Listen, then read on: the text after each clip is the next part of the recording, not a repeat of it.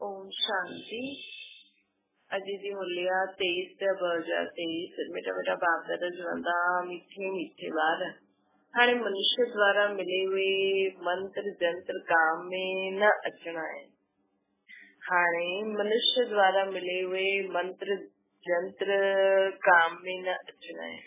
इन करे तव्हां सभिनि सां पंहिंजो बुद्धि योग तोड़े हिकु बाप की यादि करो। प्रश्न भक्ति जी कहिड़ी ॻाल्हि ज्ञान मार्ग में न हली सघंदी आहे?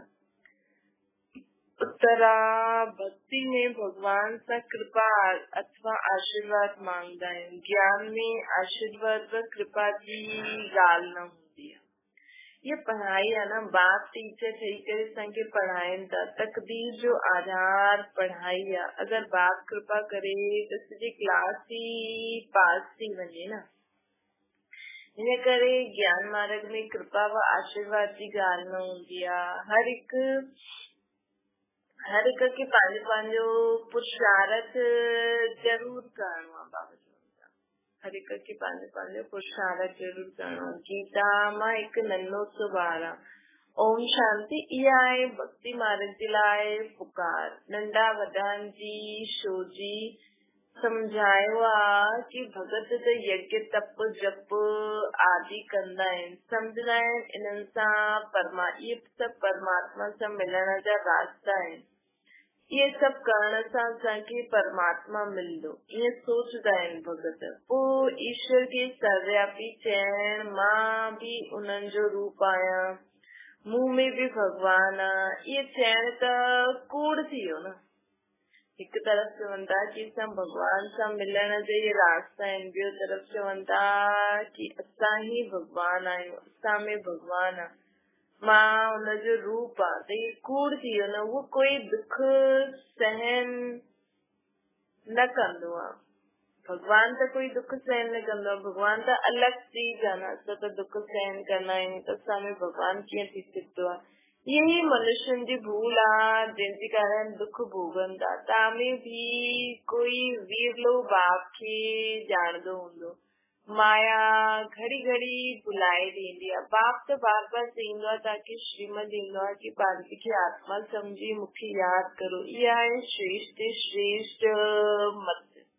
बाप जी श्रीमत सां मनुष्य नर सां श्री नारायण पतित सां पावन ठही वेंदा आहिनि। हिन समय जो भी पतित मनुष्य आहिनि उन्हनि जी श्रेष्ठ मत न आहे।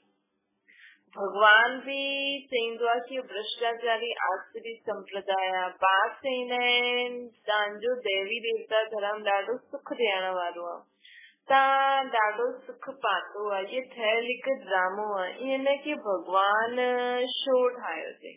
इहे ड्रामो, इहे त अनादि ठहियल ड्रामो आहे न। सॼो ज्ञान माना ॾींहुं, भक्ति माना राति। ज्ञान सां हाणे त स्वर्गवासी ठहूं था, भक्ति सां नरकवासी ठहींदा आहिनि न। परंतु मनुष्य पत्थर बुद्धि हुजण जे कारण सम्झंदा ई न आहिनि कि ज्ञान माना ॾींहुं, भक्ति माना राति। ज्ञान सां हाणे त स्वर्गवासी ठहूं था। भगत चवंदा कि फलानो स्वर्ग वियो, इहे न सम्झंदा आहिनि कि असां नरकवासी आहियूं। क्रोध केॾो भारी आहे, केतिरा बॉम्ब ठाहींदा रहंदा आहिनि। सम्झंदा आहिनि विनाश शुरू थींदो। त इहे भ्रष्टाचारी बुद्धि थी न। कलयुग खे चइबो आहे रावण राज्य। रावण ई भ्रष्टाचारी ठाहींदो आहे। बाप अची करे ऑर्डिनेंस कंदा आहिनि कि हाणे भ्रष्टाचार बंदि करो। बाप अची करे ऑर्डिनेंस कंदा आहिनि कि हाणे भ्रष्टाचार बंदि करो। नंबर 1 भ्रष्टाचार आहे हिक ॿ खे पतित ठाहिण।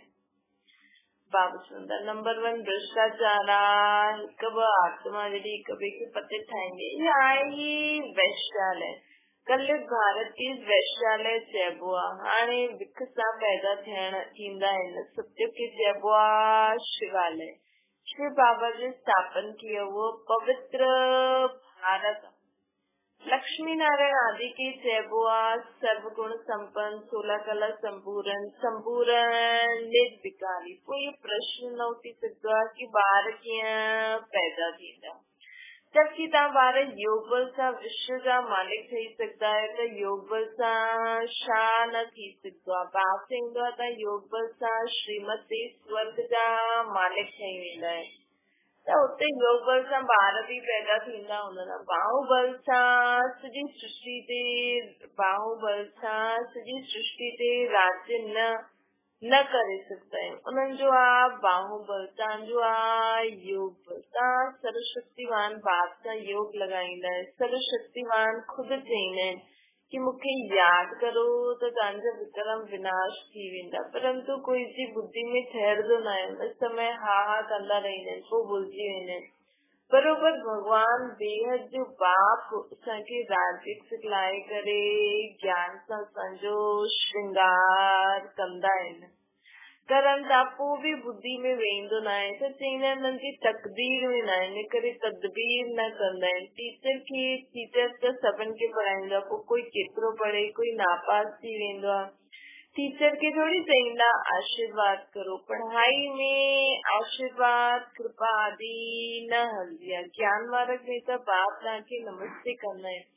कृपा व आशीर्वाद आदि न मांगणी आहे। बाप वटि ॿार आयो त उहो मालिक बि ठही वेंदो आहे न। बाप चईंदो आहे इहे त मुंहिंजो मालिक आहे, मुंहिंजी प्रॉपर्टी जो। कृपा जी त ॻाल्हि कोन्हे। बाप जी मिल्कियत सो ॿार जी थी वेंदी आहे।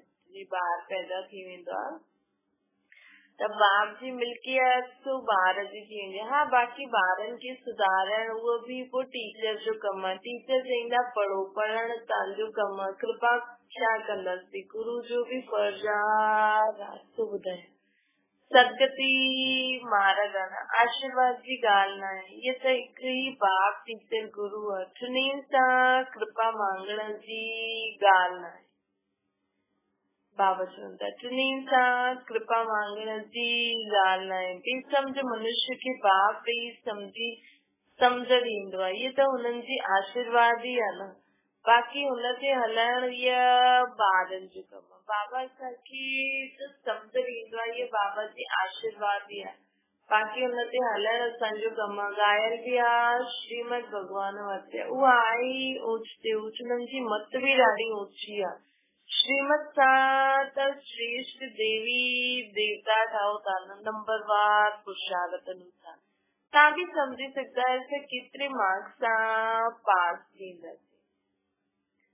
बाबा चवनि था कि ख़ुदि जो पुरुषार्थ करो, पढ़ाई करो, मूंखां आशीर्वाद न मांगो।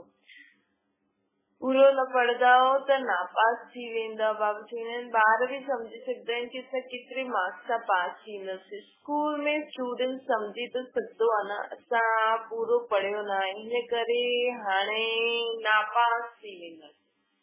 बाप बि रजिस्टर सां सम्झी वेंदा आहिनि, इहे नापास थींदा। इहे बि बेहद जो बाप टीचर गुरु हिकु ई आहे। इहे बि ॼाणंदा आहिनि कि ॿार बि ॼाणंदा आहिनि असां पढ़ंदा न आहियूं। पढ़ंदा न त ज़रूर कम पद ई हूंदो न। इहे बि पुरुषार्थ न कंदा आहिनि कि असां तिखो पढ़ूं, पर केतिरो बि मथो मारो सम्झाईंदा आहिनि त बि कुझु सम्झंदा न आहिनि। श्रीमत ते न हलण सां पोइ पद कम पाईंदा आहिनि। जो ॿार ठहींदा आहिनि उहे डायनेस्टी में त ईंदा, हुननि में बि ॾाढो पद आहे। दास दासी बि ठहींदा न डायनेस्टी में। सिंधी दास दासियूं बि त हूंदियूं न। ॿार ॼाणंदा आहिनि, पढ़ंदा पढ़ाईंदा न त दास दासी ठही वेंदासीं, परंतु उहे बि रॉयल हूंदा। लक्ष्मी नारायण ते हीरे जवाहरात जे महल में हूंदा त दास दासी बि उते ई रहंदियूं। असांजी महलनि जे अंदरि असांजी दास दासियूं बि रहंदियूं। वो नंबरवार अॻियां हली पद पाए सघंदा। प्रजा में बि नंबरवार आहे न। भक्ति मार्ग में मनुष्य इंश्योर कंदा आहिनि, ईश्वर अर्थ दान कंदा आहिनि। सम्झो कि हॉस्पिटल ठाही हूंदी त ॿिए जन्म में मूंखे निरोगी काया मिलंदी। अल्पकाल जे लाइ फल त मिलंदो आहे न। कोई पाठशाला खोली हूंदी त ॿिए जन्म में सुठो पढ़ियो हूंदो। धर्मशाला खोली हूंदी त ॿिए जन्म में रहण जे लाइ सुठो मकान मिलंदो। त इहा जेको बि तव्हां कंदा आहियो उहो बाबा छॾंदा थोड़ी आहिनि, पाण वटि थोड़ी रखंदा आहिनि। उहो पोइ ॿिए जन्म में बाबा ओड़ो ॿारनि खे सुविधाएं ॾींदा आहिनि। त ये इंश्योर करणु थियो न, हर हिकु पंहिंजे खे इंश्योर कंदा आहिनि। हाणे तव्हांजो आहे डायरेक्ट ईश्वर सां गॾु इंश्योरेंस, उहा इनडायरेक्ट। हाणे असां डायरेक्ट इंश्योर कंहिंखे था करूं, बाबा खे था करूं न, सभु कुझु असां बाबा खे इंश्योर था करूं। हाणे तव्हांजो आहे डायरेक्ट ईश्वर सां गॾु, बाबा ये सभु कुझु तव्हांजो ई आहे, असां ट्रस्टी आहियूं, इन जे बदिले तव्हां असांखे 21 जन्मनि जे लाइ स्वराज्य ॾेई छॾियो। बाबा चवनि था कि ॿार चवंदा आहिनि बाबा ये सभु तव्हांजो, असां ट्रस्टी थी करे संभालूं था, इन जे बदिले तव्हां असांखे 21 जन्मनि जे लाइ स्वराज्य ॾेई छॾियो। ये भी मांगण जी इच्छा न आहे, बाबा जी हर श्रीमत ते हलो, ट्रस्टी थी करे हलो, आपे ही सभु कुझु मिली वेंदो न।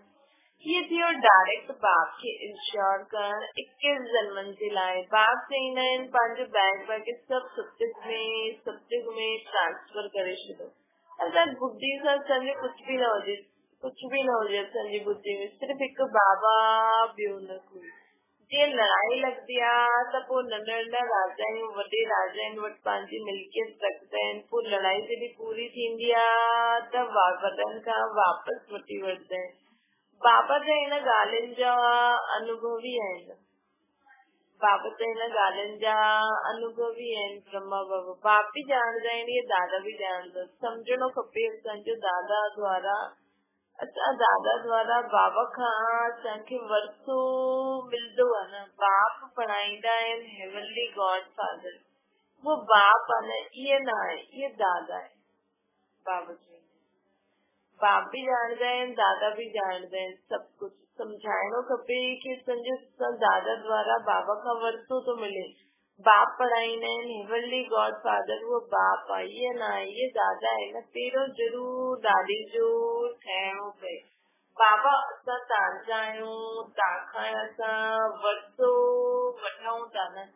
ॿियो सभु तरफ़ खां बुद्धि जो योग तोड़णो आहे। बाप महिनत आहे, बुद्धि योग तोड़ण हिन में महिनत आहे। बाप चवंदा आहिनि हाणे ॿियो गुरु आदि जा मंत्र कोई बि कम में न ईंदा, कोई भी मनुष्य मात्र जो मंत्र हाणे कम में न ईंदो। मां तव्हांखे चवंदो आहियां मूंखे यादि करो त तव्हांजी विजय आहे। तव्हांजे सिर ते पापनि जो बोझो ॾाढो आहे, हाणे मूंखे यादि करो त विक्रम विनाश थींदा, पोइ तव्हांखे मां स्वर्ग में भेजी ॾींदमि। बाबा चवंदा पोइ मां तव्हांखे स्वर्ग में भेजी ॾींदमि। बाबा सभु पापनि जो बोझ ख़तम कराए, सभु विक्रम विनाश कराए असांखे स्वर्ग में भेजे ॾींदा। पहिरियों त इहो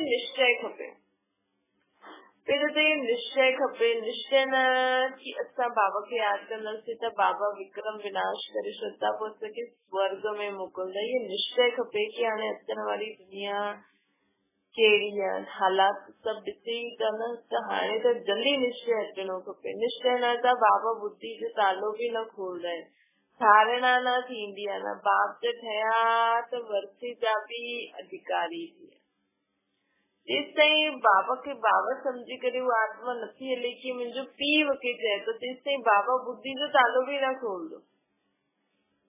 छोजी पोइ धारणा बि न थींदी, छोजी पोइ जेतिरी धारणा थींदी ओतिरो बाबा खे रिटर्न बि त ॾियणो आहे न। बाप जो ठहियो त वरसे जो अधिकारी ठहियो न, बुद्धि में वेंदो ई न। कोई नया बि पुराणे खां तिखा हली वेंदा आहिनि। बाप खे सुठी रीति सम्झाईंदा आहिनि, बाप तो सुठी रीति सम्झाईंदा आहिनि। जेतिरो जो पढ़ंदो ओतिरी कमाई आहे। बाबा जेतिरो जो पढ़ंदो ओतिरी कमाई आहे। ये God fatherly knowledge source of income आहे न। मतलब ये सिर्फ ज्ञान असांखे ॿुधणो न आहे, हिन ज्ञान खे जेतिरो ॿुधंदासीं सम्झंदासीं, बाबा में निश्चय कंदासीं, धारणा थींदी, ओतिरी कमाई थींदी। तव्हां विश्व जा मालिक ठहींदा आहियो। सिर्फ हिन ज्ञान खे ज्ञान जी रीति बस ईअं न ॿुधो, सम्झो कि बाबा असांखे कहिड़ा कहिड़ा ज्ञान जा रतन था ॾियनि, हिनखे असां धारण करे पोइ ॿियनि खे बि ॾियूं त ॾाढी कमाई थींदी। रोज बाबा जो ज्ञान रत्न ॿुधी करे धारण करे ऐं ॿियनि खे डिलीवर करो त ॾाढी कमाई थींदी। तव्हां विश्व जा मालिक ठहींदा आहियो नॉलेज सां। मनुष्य में ज्ञान थोड़ी आहे। हाणे तव्हां मुंहिंजा ॿार आसुरी संप्रदाय खां दैवी संप्रदाय भ्रष्टाचार खां श्रेष्ठाचारी ठहो था। सिवाय श्रीमद जे कोई भी श्रेष्ठाचारी ठही न सघे बाबति। न त पोइ अंत में सजायूं खाई करे वापसि वेंदा, पर थोरो बहुत जो ॿुधंदा आहिनि स्वर्ग में अची वेंदा आहिनि, लेकिन बिल्कुल ही साधारण प्रजा ठही वेंदी आहे। बिल्कुल ही साधारण प्रजा ठही वेंदी आहे। मर्तबो त नंबरवार हूंदा आहिनि, हुते अहिड़ा गरीब न हूंदा जो कंहिंखे रोटी न मिले। हिते त जीअं गरीब आहे न, हितां जो जीअं गरीब आहिनि हुते न हूंदा आहिनि। सुख सभिनि खे हूंदो आहे, परंतु ईअं न सम्झणो आहे अच्छा प्रजा त प्रजा ई सही, ये त कमजोरी थी न। पहिरियों त निश्चय पक्को खपे। ये निराकार भगवान वाचा आहे। भगवान चईंदा आहिनि मूंखे मनुष्य चोलो न आहे। बाबा चवनि कि शिव बाबा चवनि था कि मूंखे मनुष्य जहिड़ो चोलो न आहे। मुंहिंजो नाम शिव आहे। बाक़ी जो भी देवी देवता आहिनि या मनुष्य आहिनि, सभिनि जे शरीरनि ते नाम आहे। मुंहिंजो नाम शरीर ते न आहे। मूंखे पंहिंजो शरीर ई न आहे। शरीरधारी खे भगवान न चईंदासीं। जेके शरीर हूंदो आहे न उनखे भगवान न चईंदासीं, मनुष्य चइबो आहे न। बाबा चवनि था कि मनुष्य के भगवान मञण सां ई भारतवासी बेसम्झ थी विया आहिनि। न त भारतवासी ॾाढा सियाना हुया। पहिरियों भारत में कपिड़ो आदि ॾाढो रिफाइन सुठो ठहींदो हुयो। हाणे त उहा चीज ठही न सघे। त स्वर्ग में साइंस भी सुख ॾियण लाइ आहे न। हिते त साइंस दुख सुख ॿई ॾींदी आहे। अधु कलप जो सुख जो पार्ट मिलंदो आहे, दुख त अपार आहे। बाक़ी सॼी दुनिया ख़तम थियणी आहे। बाबा चवनि था बाक़ी सॼी दुनिया ख़तम थियणी आहे। दुख त अपार आहे। त बाबा चवनि था कि सभु त्राही त्राही कंदा। हुते त साइंस सां सुख ई सुख हूंदो आहे, दुख जो नाम निशान ई न हूंदो आहे। ये भी जंहिंजी तकदीर खुलंदी उहे ई सम्झी सघंदा ये बाबा जी ॻाल्हियूं कि हिते जहिड़ो हर प्रकार जो दुख असांखे थिए थो, सत्युग में हर प्रकार जो सुख असांखे मिलंदो, लेकिन कंहिंजो जेको पुरुषारथ कंदो, जेको निश्चय बुद्धि रहंदो, तॾहिं त तकदीर खुलंदी न। तकदीर में सुख न आहे त सम्झी न सघंदा। बैरिस्टर भी नंबरवार हूंदा आहिनि। कोई त हिकु हिकु केस जो 10-20 हज़ार रुपए वठंदा आहिनि। कोई बैरिस्टर खे ॾिसो त कोट भी पाइण जे लाइ न हूंदो। हिते भी ईअं ई आहे न, या त राजाउनि जो राजा ठही वेंदासीं, या त हिते राजा काथे जो आत्माऊं राजाउनि खां राजा ठहंदियूं, या त पाई पैसे जी प्रजा ठही वेंदो। पुरुषारथ न कंदा, निश्चय न हूंदो त प्रजा में ठही वेंदो। त बाप भी ॿारनि खे सम्झाईंदा आहिनि। भारत ही हिन समय सभिनि खां ज्यादा गरीब आहे न। भारत ही गरीब, बाबा चवनि था भारत ही पोइ साहूकार ठहींदो। भारत ही हिन समय सभिनि खां गरीब आहे। भारत ही साहूकार ठहींदो। दान हमेशा गरीबनि खे कबो आहे न। धनवान एतिरो ठाहे न सघंदा। गरीब साधारण ही ज्ञान उठाईंदा आहिनि। साहूकारनि खे दान ॾियण इहा लॉ न आहे। तव्हां गरीब आहियो न, तव्हांजी मम्मा सभिनि खां गरीब आहे, उहा पोइ विश्व जी महारानी ठही वेंदी आहे। मम्मा ॾिसो सभु कुझु कि विश्व जी महारानी ठही वई। ड्रामा ही अहिड़ो ठहियल आहे न। बाबा चईंदा आहिनि कि गरीब जास्ती उठाईंदा आहिनि, श्री दुखी आहिनि, साहूकार त ॾाढो सुखी आहिनि। उहो त चईंदा आहिनि असांखे त हिते ई स्वर्ग आहे, मोटर गाॾी पैसा आदि आहिनि। जंहिं वटि पैसो न आहे नर्क में आहिनि, उन्हनि खे तव्हां ज्ञान ॾियो, ईअं ई चईंदा आहिनि न। बाबा चवनि था कि जंहिं वटि पैसो न आहे न, जो नर्क में आहिनि। साहूकार त वटि पैसो आहे, स्वर्ग में आहे। त बाबा चए तो ज्ञान मुंहिंजो उन्हनि खे ॿुधायो जे वटि पैसो न आहे और जो नर्क में है ईअं भी चईंदा आहिनि तव्हांजी हाणे गॉड फादरली सर्विस